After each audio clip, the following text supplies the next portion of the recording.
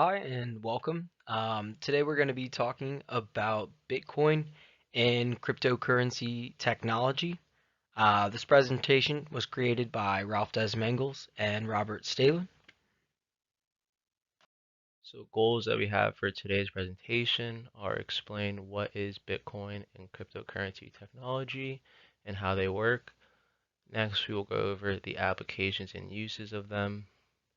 We will then go over vulnerabilities in various cryptocurrency technologies. And then we will end with a summary and interactive questionnaire at the end. What is Bitcoin? Bitcoin is a digital currency, also known as cryptocurrency, that utilizes public key cryptography.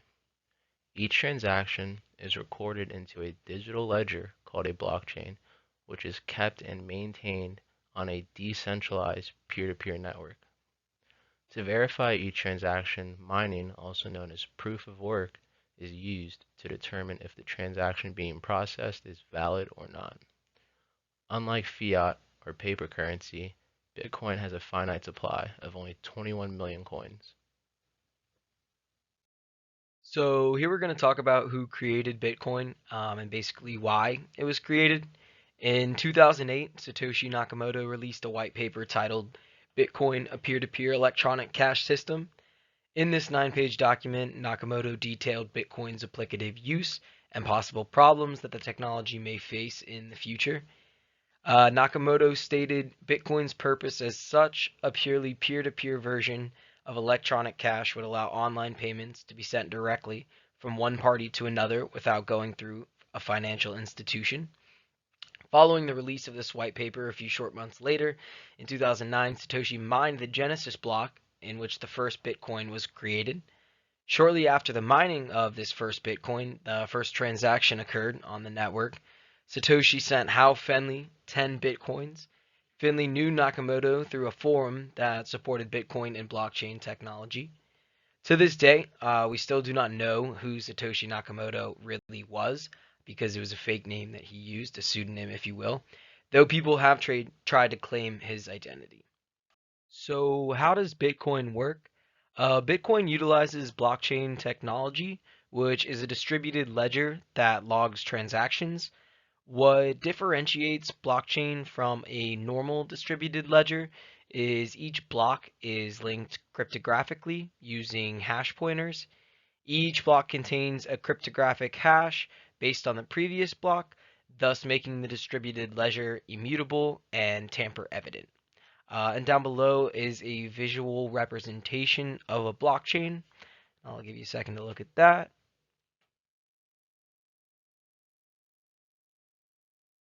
So how does Bitcoin work continued? The hashing function that Bitcoin uses is SHA-256. The SHA-256 algorithm contains three distinct properties. One, it is collision resistance. Two, hiding. And three, puzzle friendliness. A hash function is collision resistant if it is hard to find two inputs that hash to the same output. Hiding refers to given an output y, the adversary can't determine the input x. And last, puzzle friendliness refers to given a hash, it is hard to find which block it belongs to, but is easy to verify. Below is a figure of how the SHA-256 algorithm works with Bitcoin. It takes a 256-bit IV and then 512-bit blocks and computes a 256-bit hash. So how does Bitcoin work continued again? Along with the secured hashing function, Bitcoin uses digital signatures. A digital signature is the digital equivalent of a physical/handwritten signature. The digital signature scheme that Bitcoin uses is the elliptical curve digital signature algorithm, also known as ECDSA. In this graph below, we can see how ECDSA is used. You have a 256-bit private key, which then you use ECDSA, and it generates a 512-bit public key, which is hashed using SHA-256, and that turns into a 160-bit public key hash, and that is base 58 encoded, and that turns into your address. How Bitcoin is decentralized. Decentralization in terms of cryptocurrencies refers to not one single entity controlling all of the computing/processing power. To achieve true decentralization, Bitcoin uses a distributed consensus, also known as a consensus algorithm. Bitcoin's consensus algorithm is proof of work, or mining. Mining is essentially a computer solving a mathematical problem. The role of miners are to secure the Bitcoin network and to confirm transactions. So when it comes to obtaining new Bitcoin, there are three main ways. Buying them, number one. Number two, accepting them for goods or services. And number three, mining new coins. Mining is a process of adding records of the transactions to the blockchain. Its purpose is that every transaction can be confirmed and every user of the network can access this information. In May 2020, the number of Bitcoins entering circulation every 10 minutes dropped from 12.5 to 6.25, which is known as halving. This event occurs every 210,000 blocks that are mined, or roughly every 4 years. In 2009, there were 50 coins mined every 10 minutes, and now with three halvings later, we're down to the 6.25. This process will end sometime around the year 2140 with a total of 21 million bitcoins. Unlike the federally issued currency, such as the US dollar, the supply schedule of Bitcoin is all but set in stone. Basically, what that means is there'll never be more than 21 million Bitcoins in circulation. The U.S. Federal Reserve has tools that enable it to remove dollars from circulation, and in times when the economy is crashing, can increase circulation and encourage lending by purchasing securities from banks. Unlike Bitcoin, where there will only ever be 21 million Bitcoins in existence, this number makes the Bitcoin scarce, or this scarcity is basically what affects their market value, what gives them value. Another big thing when we're looking into mining is called the consensus algorithm. This is a crucial element of all cryptocurrencies as it's responsible for the security and maintaining integrity of the distributed systems. The first one was created by Satoshi Nakamoto called the proof of work and was implemented as a way for Bitcoin to overcome Byzantine faults. So Byzantine faults, in the simplest term, come from the Byzantine generals problem, which states that there's a group of generals and they all have different armies and are located in different positions around the city. They either have to decide to attack or retreat. It doesn't matter what they choose as long as three criteria are met. These three criteria are each general decides to attack or retreat. The decision cannot be changed once it's made, and all the generals have to agree on the same decision to execute in a synchronized manner. Um, the algorithm defines how the blockchain network reaches a consensus. Since blockchain is a distributed network, it does not rely on a central authority, and the distributed nodes must agree with each other on the validity of the transactions. POW and POS are the most common types of consensus algorithms. POW stands for proof of work. It was the first consensus algorithm created. It's an essential part of the mining process, and POW mining involves large amounts of hashing attempts. So the more power that the computer has, the more trials per second, and the more trials means there's a higher chance of finding a valid solution for the next block. POS stands for proof of stake. It was developed in 2011 as an alternative to POW. It replaces the POW mining with a mechanism where blocks are validated according to the stake of the participants. The validator of each block, also called the minter or forger, is found by looking at the investment of the cryptocurrency itself and not by the amount of power that the computer holds. Ethereum blockchain is based off the POW algorithm, but it will be eventually switched to a POS as an attempt to increase the network's scalability. So here we're going to talk a little bit about Bitcoin's vulnerabilities. Bitcoin is very, very secure. However, there are some vulnerabilities that it does have. One of those is a Sybil attack. In a cyber attack, if a hostile party attempts to flood a network with clients that they are in control of, then it's very likely that they're only connecting to attacker nodes. And by completely isolating a node from an honest network, it'd be helpful in the execution of many different attacks. It can refuse to relay blocks and transactions from other parties, disconnecting you from the network. It can relay blocks only that they create, putting you on a separate network and vulnerable to double spending attacks, which we'll talk a little bit about soon. And if relying on transactions with zero confirmations, the hostile party can filter certain transactions in an attempt at another double spending attack. So here we're going to talk about a 51% attack. Similar to a Cybele attack, basically the 51% attack is an attack on a Bitcoin or blockchain network where a group of miners have control of more than 50% of the network's mining hash rate or computing power. The hostile party would have the capacity to prevent new transactions submitted by the network from being confirmed. Basically, this gives them the ability to stall or prevent payments between users. They also would be able to reverse a transaction that was already completed when they had control of the network and then spend the coins again. This is basically called a double spend attack. So, in a denial of service attack or a DOS attack, it involves sending large amounts of data to a node. This can allow for it to not process normal Bitcoin transactions. However, Bitcoin does have DOS prevention built in. However, it is still vulnerable to sophisticated DOS attacks. Some of the protections implemented in the Bitcoin client are that it does not allow for forwarding of orphan transactions slash blocks or double spend transactions. It does not forward same block transaction or alert twice to the same peer.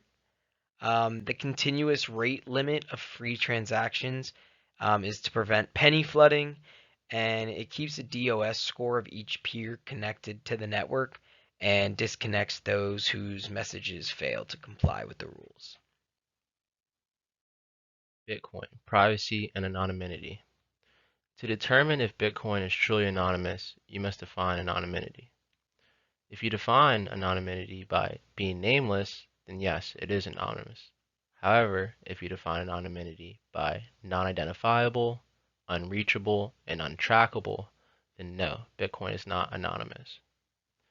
What Bitcoin is pseudonymous, meaning all transactions could be linked back to an entity, but this entity is disguised. Below you can see a few quotes of comparing the two, saying Bitcoin is secure and anonymous digital currency, and second, it also says Bitcoin won't hide you from NSA's prying eyes, which is true. Bitcoin privacy and anonymity continued. One form of trying to anonymize your transactions is known as mixing or tumbling. As the name suggests, an adversary would send their balance to an intermediary, and that middleman would give back the adversary the balance in the form of multiple transactions. The goal here is to not have the original coins that were used from the first transaction to dwarf graph analysis if it were to be used. Below you can see how Bob would send one full Bitcoin to the tumbling service, and this tumbling service would send back him that one full Bitcoin, however from multiple different users. In terms of privacy coins, Bitcoin is not one. However, Monero and Dash are, if you were to look into them. Storage methods. To store your cryptocurrency, you have to have a wallet. A wallet is a blockchain software that allows cryptocurrencies to be managed. There are two different types of wallets, a hot wallet and a cold wallet. A hot wallet refers to a wallet that resides online, including the user's private key. A cold wallet refers to a cryptocurrency wallet that is not connected to the internet and the private key and transactions are kept offline. This is the more secure alternative if you're dealing with high amounts of Bitcoin. Exchanges. Crypto exchanges allow users to buy, sell, and store digital currencies. There are two types, centralized and decentralized. A centralized exchange would operate like a traditional brokerage and stock market. The exchange maintains total control of the customer's information, like their transactions and their private key. A decentralized exchange is not operated by one sole entity, and it utilizes blockchain technology. Since the exchange doesn't maintain customer information, it serves as a matching and routing layer for trade orders. Notable attacks on Bitcoin exchanges. First, we're going to look at Mt. Gox. In 2011, an attacker stole credentials from a Mt. Gox auditor's computer and transferred over 2,600 Bitcoins to himself. The resulting attack made the price of Bitcoin virtually zero temporarily. A few months later, the same attacker sent the coins to an invalid address that had no private keys.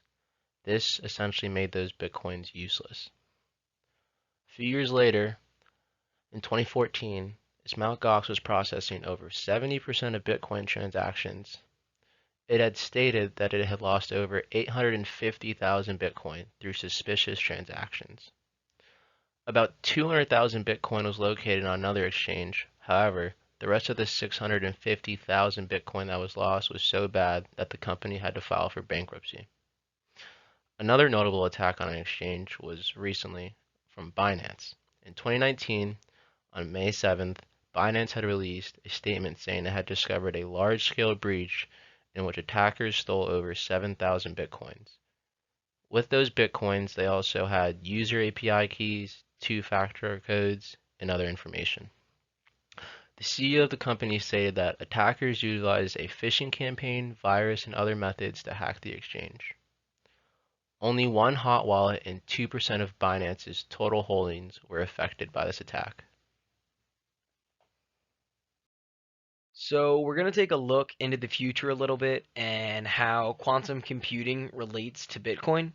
All computing systems rely on a fundamental ability to store data and manipulate that data. Current computers manipulate individual bits, which store information as binary zeros and ones. Quantum computers leverage quantum mechanical phenomena to manipulate that information. To do this, they rely on quantum bits or qubits. And quantum computing has put fear into the public recently. However, the short term impact is rather small for Bitcoin. It is known that by using a variation of Shor's algorithm and a quantum computer, a Bitcoin's private key can be cracked in 128 to the third quantum operations. And Bitcoin's 256-bit ECDSA keys should last until 2030 to 2040. However, focusing on the future, if Bitcoin's algorithms were susceptible to a quantum attack, miners would come to a consensus to switch to a quantum resistant hashing algorithm in order to prevent any attacks from happening. So here we're going to talk a little bit about altcoins. Basically, an altcoin is any cryptocurrency that's similar to Bitcoin. There's quite a few out on the market today, but altcoins use the same fundamental building blocks as Bitcoin, but differ in very small ways. The reason a lot of these altcoins were even made possible is due to the fact that Bitcoin is a free open source platform. So basically, they could just build off of that. Ethereum is the most popular cryptocurrency today other than Bitcoin. Ethereum is a decentralized platform that enables smart contracts and decentralized applications to be built and run with no downtime or interference from a third party. Basically, these smart contracts are self-executing contracts with the terms of the agreement between both parties of the transaction being directly written into the lines of code.